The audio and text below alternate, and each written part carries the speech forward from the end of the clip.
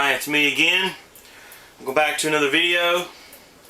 Just want to briefly, hopefully briefly, talk about the issue of global warming. Now, if you've seen my other video, I had my Earth Hour celebration to celebrate Earth Hour this year, and I did some, kind of cheesy humor at the beginning. And then after that, I turned serious on you and talked about an article. I think it was if you Google Fire and Ice Global Warming, it'll bring you to a website that gives you the history of global warming and global cooling, because for the last 100 years, about every 20 to 30 to sometimes 40 years, scientists have a consensus that things are getting hotter, things are getting cooler, etc., etc., etc., and they keep changing their minds, and they can never make up their minds. It's a pseudoscience. It obviously is.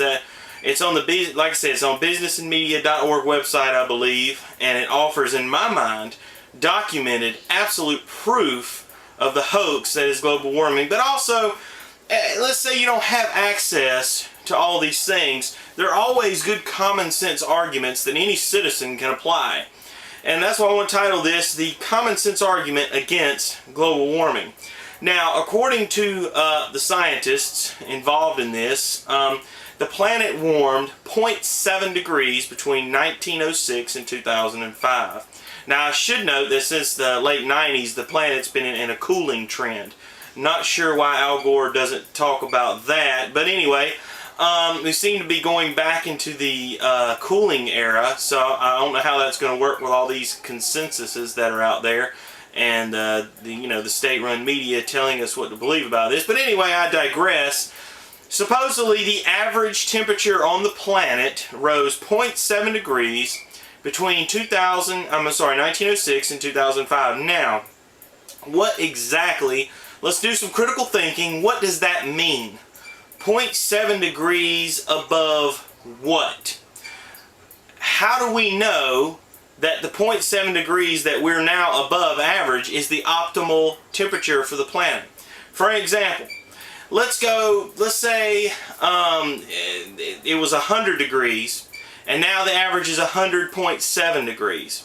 How do we know that 100 degrees on average is the optimal temperature for the planet? We don't know. We have no idea what a so-called optimal temperature for the planet is. That's why I say 0.7 degrees above what? So again, there's no way to know that. If you look at the meteorological data that we have, I'm not sure, it's probably somewhere realistically around 150, maybe 200 years of actual data.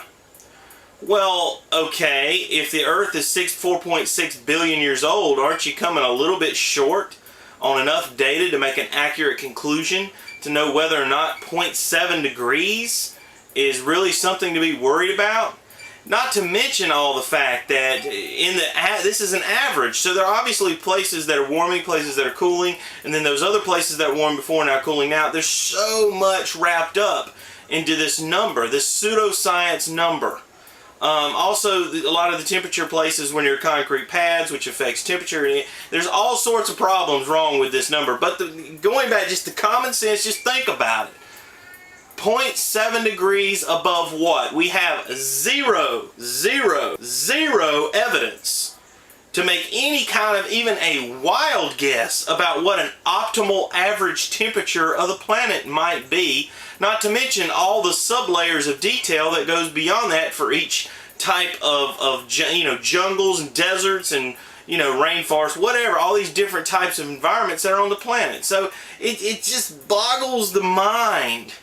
It's sort of like the candle that burns. You say if a candle's in a room, you can't see it, it burns 2 inches every hour. It's been burning for 6 hours. How tall is the candle?